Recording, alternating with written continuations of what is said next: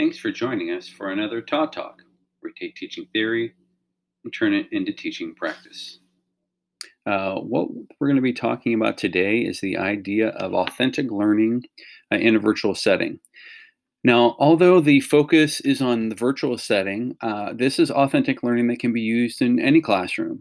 I just will have some ideas and some strategies that can specifically be used for the virtual setting. But the ideas and the main philosophy behind this authentic learning can be applied to any classroom. So my name is Todd Stanley. I'm the gifted coordinator for Pickerington Local Schools. And so my information is there. I have my Twitter account, my website, and my email address. So if you would want to talk about this further or have further discussion about this, those are available for you to do that. So why do authentic learning in the first place? Well, first off, the Gallup poll did a study, and what they saw is that over time, student engagement drops precipitously. So when they're in elementary school, kids are like three out of every four kids are engaged in the learning. They want to be there. They're enjoying the learning. It's very engaging. And then by the time you get to high school, less than half of the kids are engaged in the learning.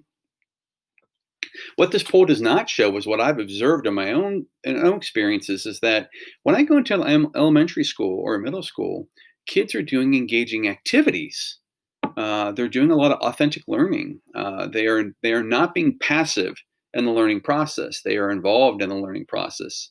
And yet, when I walk into high schools, this isn't the case for all high school classes, but I do notice a lot of passive learning where the teachers are talking at students and students are sitting at their desks taking in information. And guess what? In a virtual setting, if you're sitting they're sitting at their desk and you're just talking at them, this is passive learning. And so if we want to engage students, especially in a virtual setting where it's very easy for them to be passive because they're not in your classroom, you can't physically, make them do labs or whatever. It's going to be really challenging to get engagement in the virtual classroom. So what are some things that you can do? So the first thing I want to do is stop talking at you. Get out from behind my computer.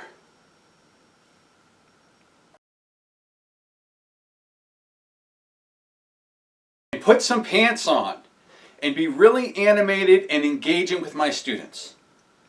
Not so fast. This is not necessarily the way to do things. It's not about you being engaging. It's not about you being exciting. It's about engaging your students. Let me show you another example of something that's not necessarily authentic and is not going to engage your students, yet I see a lot of teachers doing this. So take, for instance, I'm teaching this social studies class. And so what you see here is I put the Coliseum behind me and I give my lecture that has them sitting and just listening the whole time. That background is not going to be authentic. It's not going to be engaging. If I'm in ELA class, I might put on this symbolism when I'm discussing The Great Gatsby. But if I'm still discussing content in The Great Gatsby instead of ideas, instead of ways to think about The Great Gatsby, then that's not going to be authentic. It's not going to be engaging. If I'm in science class and I put myself in front of this volcano and then proceed to tell them all the facts about volcanoes rather than looking at real life volcanoes, that's not very authentic. Or take this math example. Sorry, math people, there's not much. But the point is that in math especially, it's hard to find authentic visuals. It's tough to find authentic learning. But if you can put math in the real world, if you can make it connect to their real world, that's where the authentic learning takes place. And of course, when you get really desperate, you can just do this. The point being that when you do it this way, this is style over substance. You are just merely trying to entertain them rather than to engage them. And so one thing that you need to consider is how can you add substance to your authentic learning? How can you add substance to the engagement that students are doing rather than just trying to add style to it? So this visual right here is a good one to show how you can move towards authentic learning. So at the bottom, what you see there is the hierarchy of instructional skill development.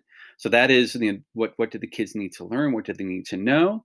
It starts at the very bottom, where you're just your typical classroom, and you're managing this classroom, and you're managing their resources. Eventually, this would go to learning centers, where students are maybe doing station rotations, or they're doing different activities depending upon their skills. Things are being differentiated. It goes up to project-based simulations, where students are doing project-based learning or other authentic strategies, which I'll talk about, and where they're actually doing things in the real world, whether it's a product or a problem, or the audience that they're presenting to. You're making this a real world connection. And so you are connecting to their world, and as a result, that's going to engage them because it's part of their world. And then that's when eventually, as you do that further and further and further, that's when you'll get to authentic learning. As the more that you grow in complexity, and the more that you take these skill sets and try to find ways to apply it to the real world. So there's a lot of content that you are going to teach as a teacher that your students ultimately will either forget or never have to use again the rest of their lives. That's the reality of teaching. It doesn't mean we shouldn't teach it. We have the content standards. We need to make sure we're teaching those. But in the grand scheme of things, a lot of times students are not going to be using this stuff later on. I know in my own life, I learned a lot in school that I never, ever had to use again. And so that wasn't as meaningful for me or engaging for me. But if I'm learning this content using skills that are going to allow me 21st century skills, that are going to allow me to transfer this to anything that I do. So whether it's research, or whether it's giving a presentation, or it's learning how to collaborate with someone, whether it's critical thinking or problem solving, this skill set of what I'm building on is going to help me no matter what content I'm covering, or no matter what I'm trying to learn. So this authentic learning in the classroom builds upon it. The more that you grow in complexity, the more that you culminate these skill sets, you'll eventually get to that point of authentic learning. And of course, there's refining and reviewing, which you see there at the top. Refining means that you constantly have to be reevaluating what you're doing in the classroom and making changes and adjusting. If you just keep doing the same thing over and over, so you just do this project-based learning the entire class, and it's the same every single time. They're learning the same skill every time. They're learning the same, working with the same people. That is not going to grow them into authentic learning. So you have to refine this and make changes, and review what it is that you're doing. So here are some examples of things you can do in the classroom. The first one is authentic assessment. So when students finish learning about something, how do you assess them? Oftentimes what happens is students write an essay. They're turning it into teacher grades it, gives it back. It maybe goes, at best case scenarios, it goes on the refrigerator. Worst case scenarios, it gets pitched. So that's not very authentic, where you're taking this, you're turning in, you're getting it back. It's not really seeing the real world other than your teacher. So there are ways that you can do authentic assessment. So instead, what if you had to have students write persuasive essays, have them write persuasive letters or emails to actual people where they're trying to elicit change. It could be to a congressman. It could be to a business that you're not happy with the way they're doing things. But this is a real live audience, and you're trying to persuade them. It could be using their knowledge of math to solve real world problems. It's important for students to see how math works in the real world. So when they go to the grocery store, they're using math all the time. They may not be aware of it at their age, but their parents are using math all the time to determine what it is that they're going to buy, how much of it they're going to buy, and so on and so forth. What is their budget? And so put them in situations where it's a real life situation. They're using that math. Maybe seeing shapes in buildings, maybe seeing things around their house that they can do that involves math, whether it's perimeter of the room that they're in, and how they can, what could they fit into this room if they got to design this room themselves. When they're doing science experiments, a lot of times we do this paint by number science experiment where we walk them through what they're supposed to be doing, and everyone has the same result. Wouldn't it be more interesting if you allowed them to create their own experiments and to create their own steps of the scientific method that they're going to use, and have them do that? And then each student is unique in what they're doing, and they're learning in their own unique way. and it's engaging as a result. When you're in history class, history is one of those things where kids ask all the time, why am I learning about this? This happened 1,000 years ago. Why should I care about this? This happened 10 years ago. Why should I care about this? This happened 2 days ago. Why should I care about it? You could do things to engage them or make it more authentic by having them debate historical topics in the shoes of the people that were involved in this. And so they can try to gain perspective on why this person felt the way that they did. No matter what authentic assessment you choose, one choice is always to allow students to choose for themselves how they're going to be assessed. Allow them to come up with their own ideas. I never wanted to limit my students to my own imagination and my own creativity because I know it's limited as compared to theirs, which is far superior than mine. So why wouldn't I use their ideas? Why wouldn't I let them give them choice on what they're going to be assessed on? A lot of times, everyone is taking the exact same assessment. What if I gave students choices? Like a kid who's really good at speaking, but they're not so hot at writing and they're not motivated by writing, and yet they could explain something to you, but you're having them write what it is that they learned. What if you played into their strengths and have them speak it, whether making a Flipgrid video or something of that nature? So authentic assessment is one way that you can make your classroom more authentic. And this can be done in a virtual setting very easily by having them actually create products that that are real world in nature, where it's something that they would, or using a skill while creating that product that's going to be transferable to the real world. Authentic audiences. So once they have these products, who are they presenting them to? There are some strategies that you can use in order to give them a more authentic feel. Simple thing is that you can invite parents on performance days, so that they're not just presenting to their fellow classmates. All of a sudden it's their parent or it's other adults and they can't really sound like they don't know what they're talking about. So they have to step it up a little bit as a result of that.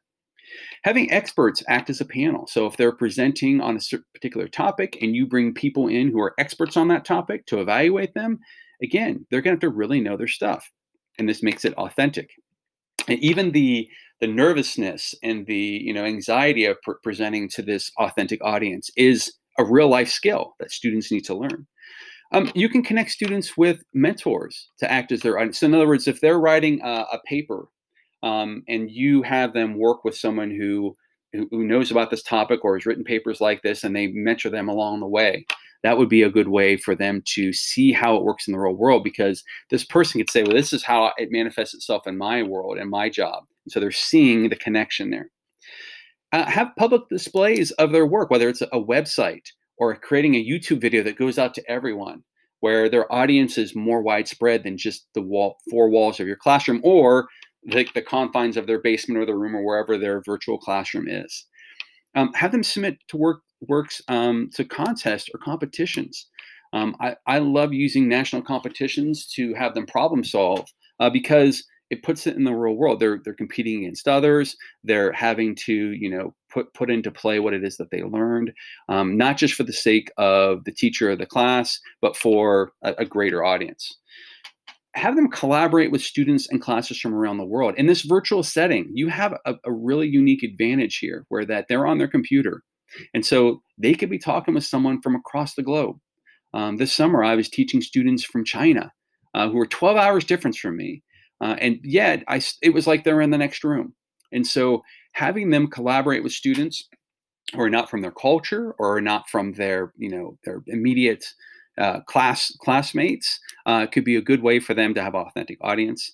And creating a professional learning network. So if you find a kid that has a really particular interest, could you connect them to a professional learning network for them to learn more about that? And so say a kid in science class really loves space. Could you hook them up with an organization that learns about space more in depth? They could join and be a part of that professional learning network. Another authentic thing that you can do in the classroom is actually authentic teaching. And there's a few things I'm going to give you suggestions for here. First off, staying away from the front of the classroom. I try not to talk at my students incessantly as I'm doing right this very minute, but I'm going to step away from this, don't worry. So But maybe not being in front of the class for so long. I mean, the attention span of students and adults alike, even if they want to learn what it is that they're hearing about, can be as little as 10 to 20 minutes. And so if you're spending more time than that on something, you're going to lose your audience. Avoid just giving them the information. What if the kids or the students found that instead? This is a matter of, instead of saying, here's all the information you need, saying, hey, here's the internet. Go find what you need to find. Find resources that you think are reliable. So don't just give them the information. Have them find the information. You should never be doing more work than your students. And so my philosophy was always, when students are the ones learning about this, not me. So how can I put them in places where they're doing the learning rather than me giving them information that they then learn and or memorize and regurgitate. Stop being the providing solutions when students have problems. If students have problems, give them the coping mechanisms to solve these themselves. What are ways that they can figure this out for themselves? That's going to be really important. I think first and foremost, we need to trust our students and give them more credit than we oftentimes give them, that they are very capable of learning. Kids love to learn, especially gifted kids. They love to learn. They just might not want to learn about what you're teaching them.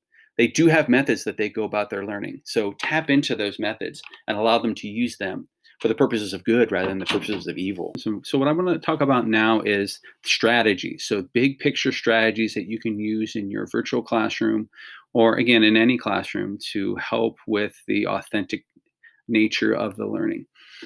So this is the kind of the structure of the authentic learning, which is that you have inquiry learning is kind of at the top. It is informing everything else, and usually there is some collaboration going on with this learning. And then there are the three specific strategies of project-based learning, problem-based learning, and case-based learning.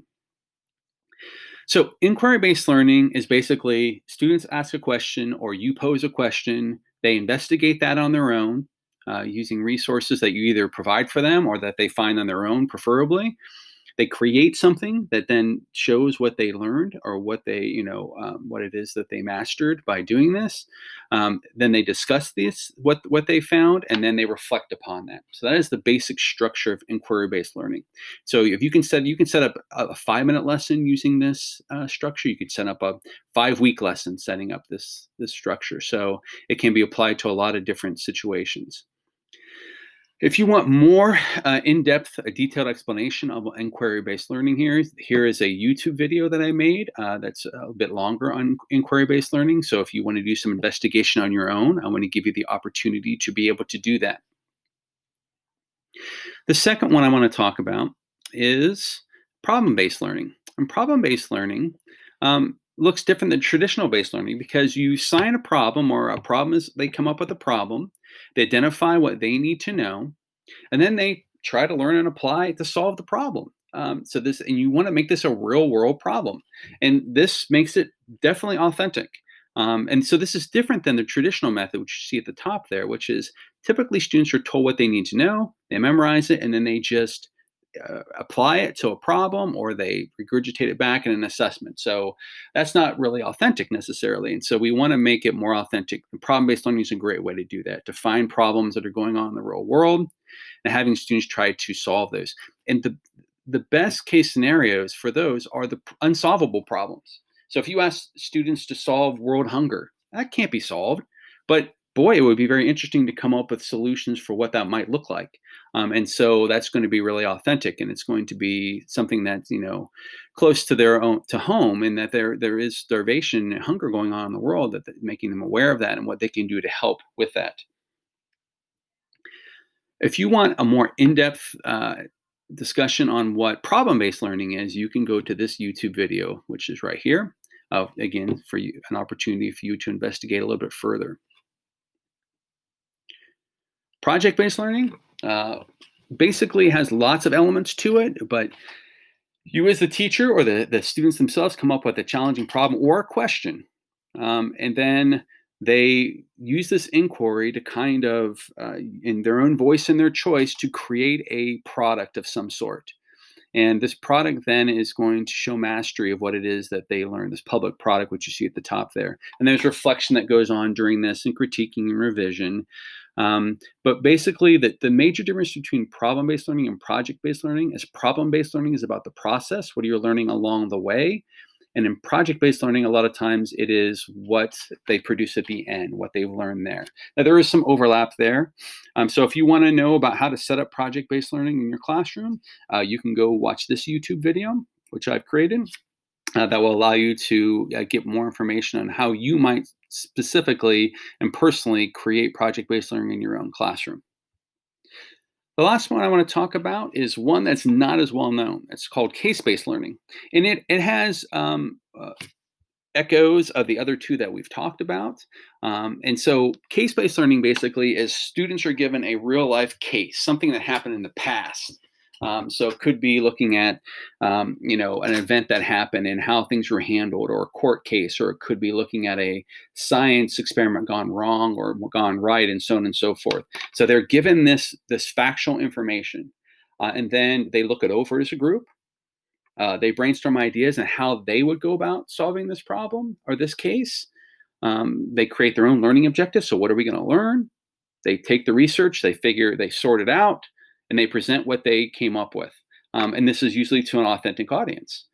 And then, of course, they reflect upon what they could have done better and what they could do better in future cases. So case-based learning is mostly used amongst the medical field and law field. Doctors look at old cases to try to learn. Lawyers do the same thing. They look at precedents that have been set and how they can, use that to further their own case that they're currently working on. So if you want to know more about that, here is a YouTube video that you could go to find out more about that. One thing I do want to touch on is the idea of how do you manage this authentic classroom, especially in a virtual setting. First off, is you want to manage stress. It can be very stressful, the not knowing, the not having connections necessarily on a day-to-day personal basis. And so I always am a big fan of having the cameras on. I know some people make arguments that they should not be on or necessarily be on because students might be embarrassed of their home life. But I like to see faces. So if you can ask students to put themselves in a place that would not, be embarrassing to show their face, then I recommend that they do that. And that way you can see the body language that students are using, because this will oftentimes indicate their stress levels, whether they're frustrated or have anxiety or things are just going great. The second thing is that you need to provide students space. So like I gave you 5 minutes in this particular presentation to go think about some questions. I'm going to give you another 10 minutes here in a moment to explore some things, but I'm going to give you space, and you should do the same for your students. You don't have to be in front of the camera all the time. You could say, take the next hour and do this, and give them, a task to accomplish, but give them the space to do that in your virtual setting. Keeping them focused on the goals of the lesson. Inquiry-based learning, the tough thing about that is that students get so caught up sometimes in either the product or the process or something that they're doing that they lose sight of what it is that they're supposed to be learning. And so as the teacher, making that visible learning, as John Hattie talks about, and making it clear to students what it is that they're going to be learning, and what the learning objectives are, or if they come up with their own learning objectives, just referring them to that all the time. When students, I think collaboration is really important. So it is important to collaborate, to conference with students, either individually or in groups, and this is just to check in with students. And this is, again, making that connection. So you could, if you have Zoom, you could do a breakout room and have conversations with individual groups. If you're in a Google Meet, you could have office hours or appointments where students come in at certain times to the Google Meet, and you're having a conversation with them. And you can check on the status of it. You could have them reflect upon what they're doing. You can look at where their product is. So there's lots of things you can talk about at this conference, but you're having that conversation with students and making that connection with them. The last thing is, if you are going to ask students to collaborate, it's very important that you train them on doing this, especially in a virtual setting, which might look a little bit different. So what you could do is when you put them in breakout rooms, I often will pop into those breakout rooms to give them some, if they're stuck on something, or to provide them with some uh, a way for them to collaborate together if they're having difficulty with that. But if I've done my job, I would have done this before. I would have talked about what it means to collaborate and what the expectations are. So you do have to train students on what collaboration looks like and how they might do that so that they can properly do that. What I just showed you were kind of overarching large concept strategies that you can use in the classroom. But I want to give you something tangible that you can use to go back to your classroom almost immediately and be able to put some of these strategies into play. So if you would like to learn more about these specific strategies that you can implement in the classroom almost immediately, what you can do is you can go to my website, which is thegiftedguy.com. And then under the banner here, under professional development, if you click on that, it will bring you to a bunch of different resources for professional development. And one of the things in here is these authentic learning strategies. So if you want to learn more about them, you can click on them. Like for this one, this will take you to an article on guest speakers and make a compelling argument for why you should use guest speakers and how to go about doing that. If you go to this like virtual field trips one, it will give you all sorts of resources for different virtual field trips that students can take. So for instance, if you click on this, it will take you to a virtual field trip at the American History Museum. And so, or you could click on this as a video.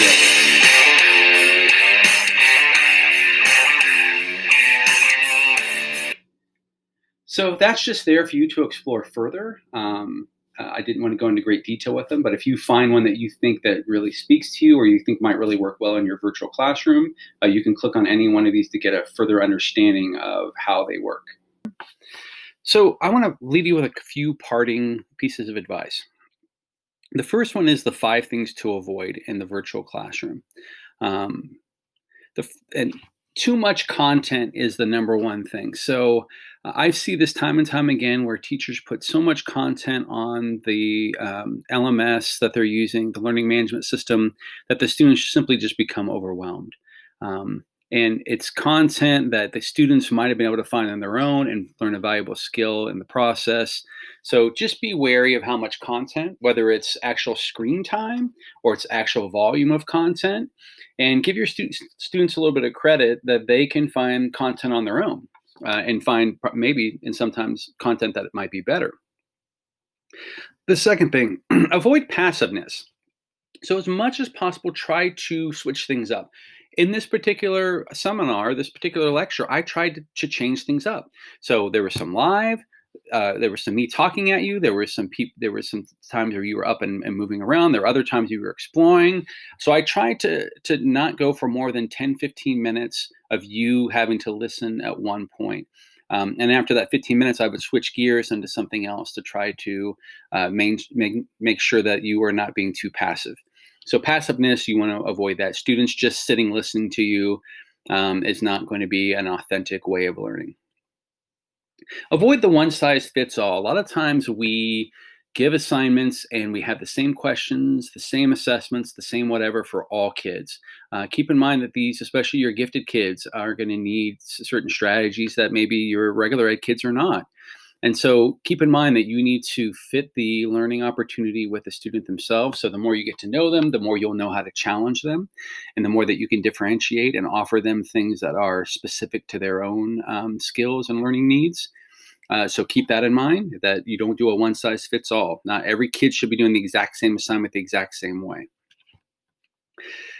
Know this, that boring crap in the classroom is equally, if not more boring in a virtual setting. So if you give a kid a worksheet in the classroom, and then you give them one in the virtual classroom as well, it is equally as boring, if not more. So keep that in mind, that you want to avoid boring teaching strategies. And I don't mean by you have to have exciting ones, but what we talked about, and authenticity and engagement, and making sure that kids are connected. And then lastly, the focus on compliance is just maddening for me, and that we're so worried about kids being there, or kids, making sure that their ducks are in a line, that they're following the rules, that they're following the steps. that we're not giving kids much space to do learning on their own, learning for learning's sake. And so I think if you show kids, here's the thing about compliance that I have learned. If you engage the kid, the compliance takes care of itself. If you engage them, they'll want to be in your classroom. If you engage them, they'll want to be on task. If you engage them with an authentic task, then they're going to want to be involved. And so keep that in mind, that if you engage them in authentic learning opportunities, the compliance simply just takes care of itself. 5 things that you can do in your classroom to make it authentic to think about is provide a lot of student choice. So whether it becomes on assessments or on topics or whatever, give students choice. You can use menu boards. You can use all sorts of strategies to give students more choice and more voice in what it is that they're doing. Secondly is allow for collaboration. In a virtual setting, it's easy to not do collaboration because kids are in their own houses, but you can certainly find ways to do that, whether it be setting up a breakout room or having them call one another or having them open a Google Doc or Google Slides and share it with one another and then collaborate together. But you want to give students the opportunity to collaborate with one another because although we're in a virtual setting, we still need to be connected to people. We still need to be involved. We still need to have that element of working with others. As much as possible, when you are teaching skills and learning, focus on 21st century skills. I mentioned some before, such as problem solving and critical thinking, but other ones could be literacy, making sure that you are able to pull what you need out by reading content. It could be doing a presentation. It could be, things such as using creativity. All these are 21st century skills that kids are going to transcend the classroom. And if kids can do it in their classroom, they can do it in the real world. And so it's going to have a major effect and impact on them. Challenge their thinking as much as possible. So ask higher level questions. Worksheets are not necessarily bad if you're asking the right questions on them. When you're asking lower level content or content questions, that is a bad worksheet. But when you're asking them thought-provoking questions to think about, that is not a bad worksheet. That's thought-provoking and getting them engaged in what it is you're doing. Lastly, make sure that you have you're making connections. You're making it metacognitive. And what I mean by metacognitive is the student wants to know what it has to do with me. What does it have to do with me? Why should I care about this? Why does this matter? So you need to make that link to their own personal lives so that they can see the metacognitive connection. It also means making connections with your students by having conversations with them. So the conferences I talked about before, or having morning meetings or things of that nature, but making efforts to make connections with your students, even though you're speaking from one computer to another.